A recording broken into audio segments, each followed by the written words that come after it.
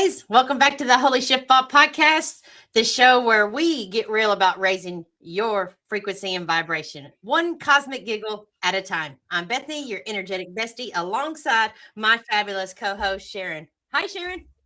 Hey, Bethany, how are you? Girl, doing well, doing well. Yeah, it's been an interesting week. Well, from the sounds of things, you had a monumental holy shiftballs moment. So, can you tell us about that? Oh my gosh, Sharon. My holy shiftball moment this week was I got to witness how fast sugar can go to shit. What? Yes, I was able to be a first responder to my father. Yes, I successfully administered the Heimlich maneuver and helped save his life. Absolutely wild, Sharon. Absolutely. One moment I'm just in life, kind of thriving and vibing. The next moment, I'm in the weeds. Absolutely just shout out to all of the first responders. It just blows my mind. Um, just the pure presence and energy in what it takes to save a person's life. But I can say that my heart valves are definitely clear and free and full. They're flowing at full capacity right now. Well, shout out to you. Oh my God, kudos to you for keeping your head space, for staying calm, staying present, staying focused, and being able to save your father's life. Like, kudos to you. That's amazing, Bethany. Holy Wow. shiftballs, baby. That was a moment. Yes, girl, it was. Well, how about you? What's going on in your world? What was your holy shit Well, balls moment? I've had a few of them this week, but what I'm learning is to stay in the present moment. And, it sounds so peaceful until life actually happens. And then it takes the peace right the hell out of it. Because honestly, nothing tests your enlightenment more than trying to be present while things that you have no control over are falling apart. But the real magic of being present isn't about, um, meditating on a mountain and chanting, mantras and doing all that shit that we're led to believe. It's more like choosing just to breathe through the chaos, catching yourself spiraling and saying, no, no, no, no, no, come back, come back to here, to the now, be present. And being present doesn't mean life gets calmer. No. It means you get calmer while life continues to throw plot twists like it's writing the season finale of Beverly Hills Housewives. I mean, holy shit. And the real truth is that when you stay in the present moment, even the messy one, the confusing one, the why is this happening one, you stop fighting reality and you start handling it. Not because it's easy, not because it's the only, but not because it's easy, but it's because it's the only place your power actually exists. Power doesn't exist in yesterday, nor in tomorrow. It exists right in the here, right in the now. And that's presence. That's grounding. And honestly, some days that's enlightenment enough. Wow, Karen, that's pretty impactful. You know what, girl? Speaking of enlightenment, who do we have on the show today? Well, speaking of speaking, we have, that's a great question, Bethany. We have speaker Jill. You ever been told just stay positive when your whole life's on fire? Yeah, us too. And this week we have speaker Jill, a breast cancer survivor, artist, and truth teller who's calling BS on the toxic positivity. And I can't wait to have this conversation. Come on in, speaker Jill. Hello, hello, hello. How are y'all today? We are fabulous. And how are you? I'm good. And thank you so much for having me on. I too am looking forward to this conversation. Awesome. So, Jill, describe for us and share with our audience, what was your holy shiftball moment that allowed you to shift your awareness and presence? I, as you mentioned, am a breast cancer survivor. So for not just myself, but many people, that tends to be the kind of shift in your reality. And the largest thing that happened was my diagnosis of it.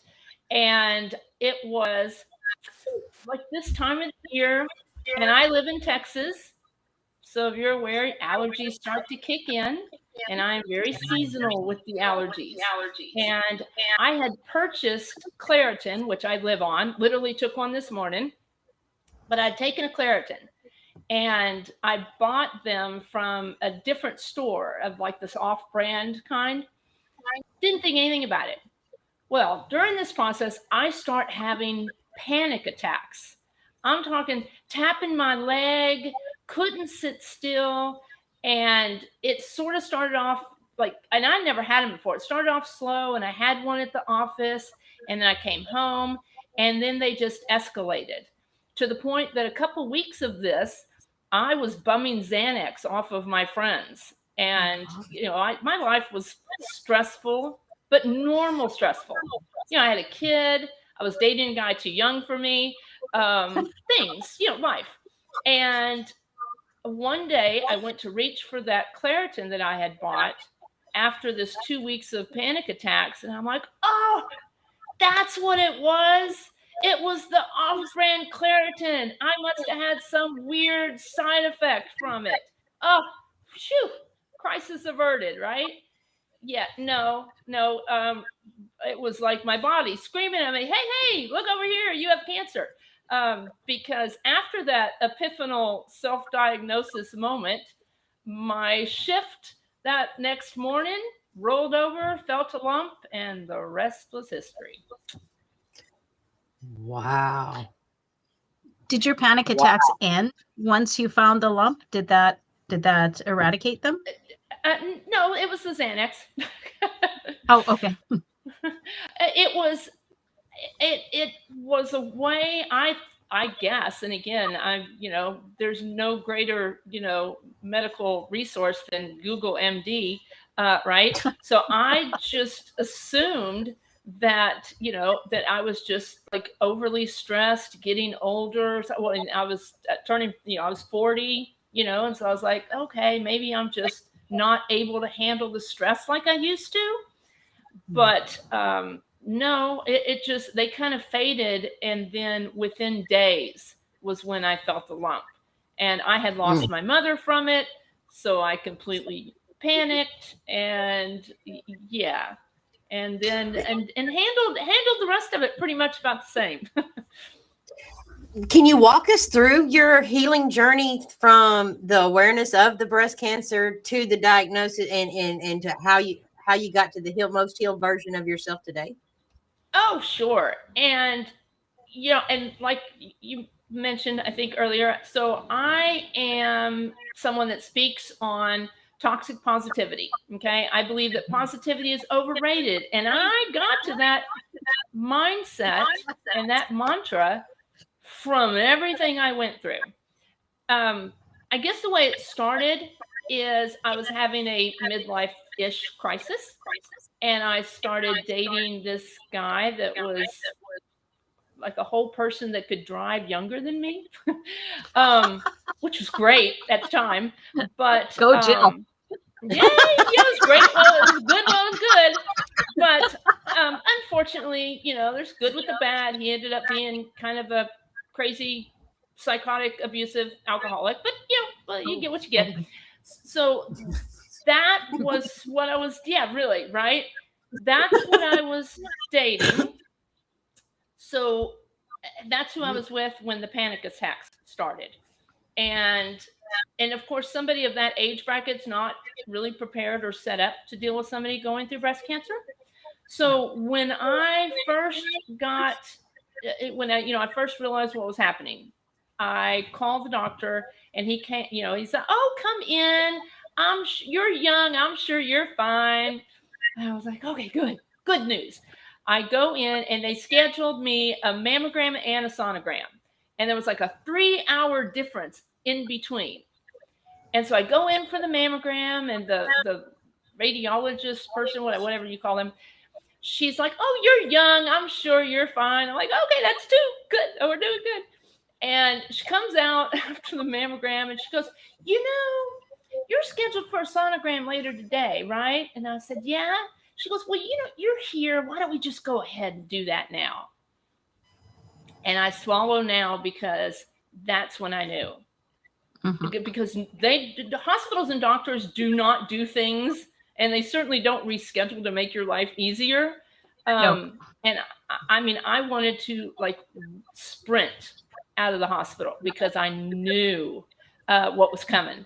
And so that was kind of, that was the beginning of the journey. I used to have naturally curly, huge, big hair. And I remember kind of sitting in the doctor's office because I'd gone through surgery, had a mastectomy, and that was a whole other thing. But I remember going in for the chemo appointment, and I'm talking to the doctor. And the Peanuts character, the wah, wah, wah, wah, that's what I heard. Yeah. Yeah. Like every third word I sort of heard. But I do remember him saying, well, maybe your hair will grow back in straight, because I was joking about how I always wanted straight hair and be careful what you wish for. Yeah. So I said, yeah, I'm not that, lucky, right? But from the surgery, you kind of go through that, and then you look like, and I think one of y'all have kind of gone through this journey-ish. You look like an alien because you have all these tubes that's trying to drain all this gunk out of you, which they don't tell you about, on the little pink commercials, right? So I'm like, wandering around through that part. And then you go through the surgery. You really don't have any time to kind of get your head screwed on straight before you go through chemo. Mhm. And I don't remember losing my hair. I know that I had permanently attached a bandana to my head for a long time until literally hair was growing out underneath it, because I just couldn't. It was like Linus with his blanket. I couldn't let it go. But during that whole journey, through the chemo and the crying and the yelling and the screaming and throwing stuff across the room and fighting with this, boyfriend, and my son was, 10 at the time, and trying to be a mom and be present, like you were saying, I didn't realize that I was trying to push away toxic positivity the whole time. I didn't want people to tell me how strong I was. I wanted to ball up in a corner and cry. I didn't want people to tell me to fight like a girl. I'm a lover, not a fighter. It was all of the quintessential things that were happening to me that I'm like, I don't want that. I don't need that. And I fought my way through it without realizing that I was like, I don't want to hear it. Let me just kind of, cry and yell and scream at the universe, because that's the only way I knew how to deal. And I was back then, because this was 2006. The vernacular did not include the words gaslighting, love bombing, toxic positivity. All the things that I was going through with this guy at the same time I was going through cancer, I didn't have a word for it. So after the fact is when I started to go, oh, that's what that was. Oh, that's what he was doing. Oh, that all makes sense now. Once you have a name for it, it kind of helps you take ownership of it. And that's what I talk about. Yeah. As much as it sucked, you got to feel what you're going through. So what would you say is the difference between encouragement and emotional bypassing?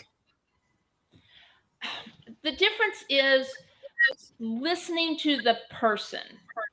Like if you're saying you're going to be okay, and you see that person's face go flat because they know you can't tell them that, that's the difference between you think you're saying something good. You think you're being encouraging, and they know that you just don't know what else to say. Be honest. Tell them how much it sucks. Tell them how, don't apologize. People are like, I'm so sorry. Why? You didn't give me cancer. You didn't, this isn't your fault. So there's so many terminologies that we have to realize. You know, when shit happens, you know, people wreck their car, or somebody passes away, or you get a bad, you know, like just something that's not going to kill you, but you get like some bad health thing.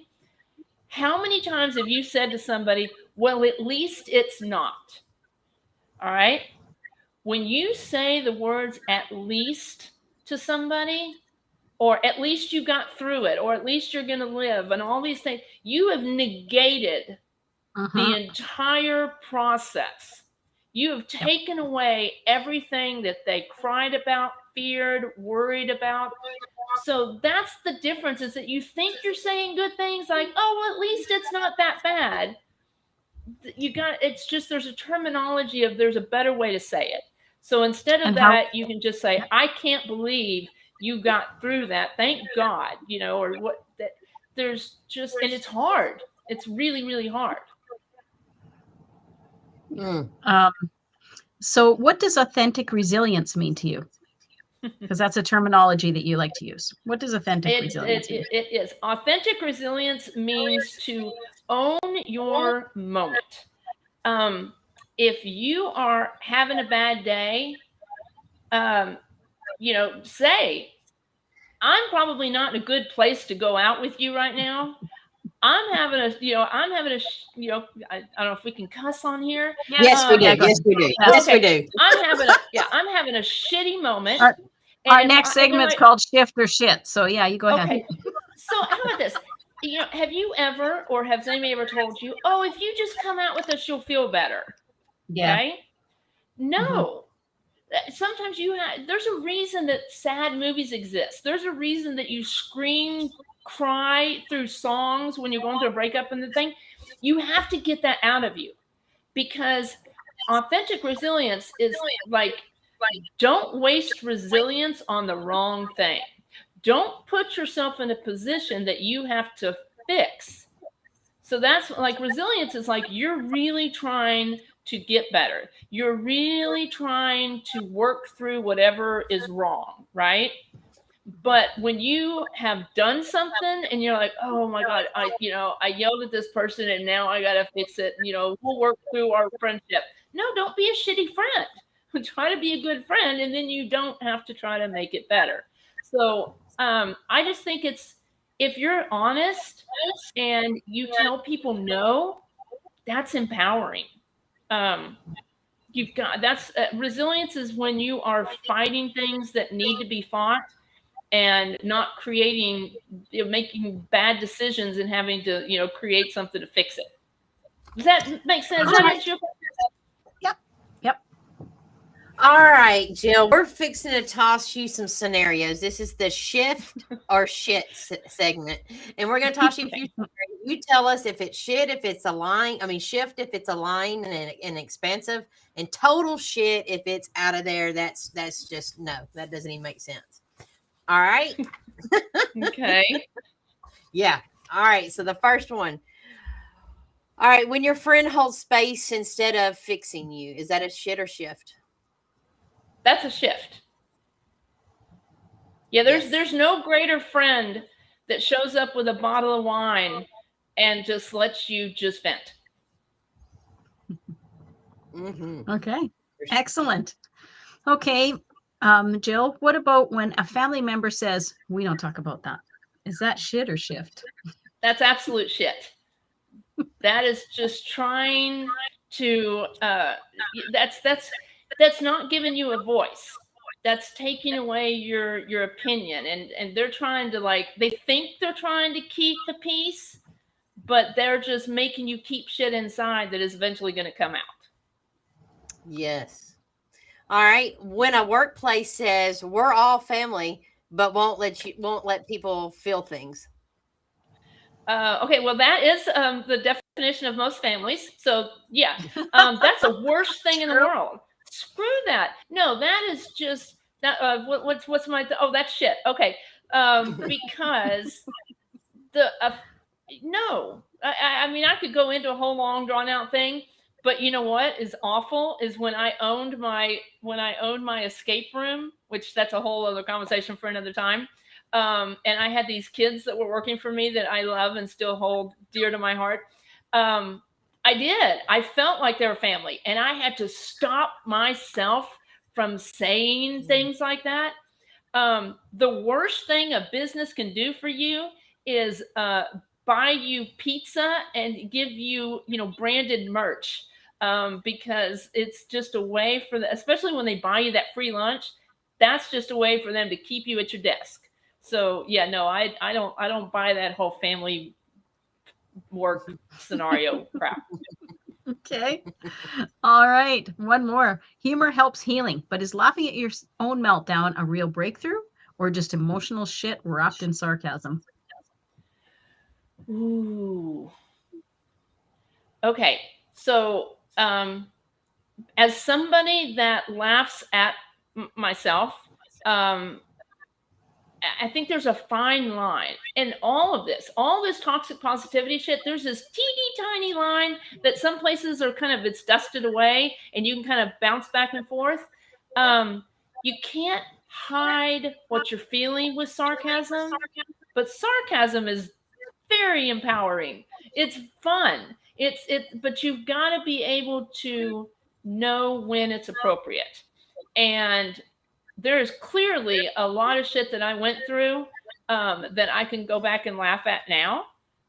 Mhm. That was not funny at the time. That I was Exactly, sarcastic yeah. about because I was angry. Yeah. Yeah. I've got a good one.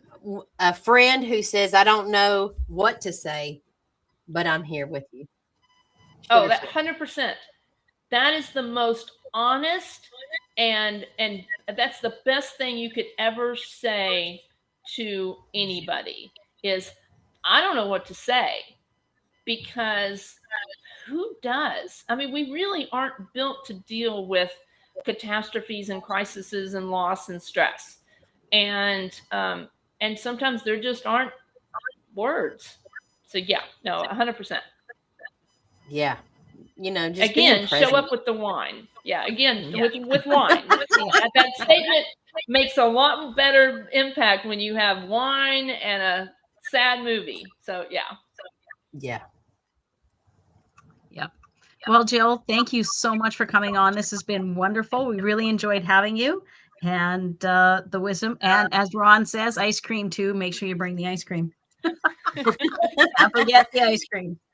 Good job, And Ron. Jill, where if any one of our audience members would like to contact you, talk with you, what would be one place or several places that they can do that? Oh, absolutely. So you can find me at Speaker Jill. Basically every social media there is out there. I also, if you want to reach out to me directly on my website, it is positivityisoverrated.com. Oh, I have a book. Can I show you my book cover? Yes, absolutely. I have a book. This is my Positivity is Overrated book, and that is on Amazon. And it has a way for you to work through things. There's sheets where I give you a prompt, and it's kind of 10 tips of a way for you to ditch toxic positivity and own your emotions. So I'm everywhere. Just look for me, and I would be glad to share what I know. That's amazing, Jill. Thank you so much for being here today, and we hope to talk to you soon. Thank you. Absolutely. Thank y'all. This is fun. Take care. Wow. That was pretty enlightening. Toxic positivity. You be the judge. Are you do you agree with Jill? Do you want to take it a little bit deeper? What are your thoughts on toxic positivity? I'm not here to say that's right or that's wrong. Just is. It's just for me, I'm with you on it with the presence and just showing up in that presence and allowing for whatever. Sometimes I feel like I can be overly positive, but you know what? This is my field. This is my frequency. This is what I choose to ooze out. So Sharon, who do we have on the show next week? Next week we have Jacqueline Jerzak. She's a 2-time cancer survivor, speaker, and author of the book breaking the silence. She healed 2 completely different ways and is now bringing her perspective into other communities. She believes healing does not have to be cookie cutter. Life is meant to be lived, and we were born to have fun. So I'm really looking forward to that. Well, Yeah, Jackson should be a amazing. lot of fun. Amazing. Well, Yeah. Sharon, until next time, and remember, when life kicks you in the balls, be sure to tune in to the Holy Shiftball podcast. We'll see you soon. Bye-bye.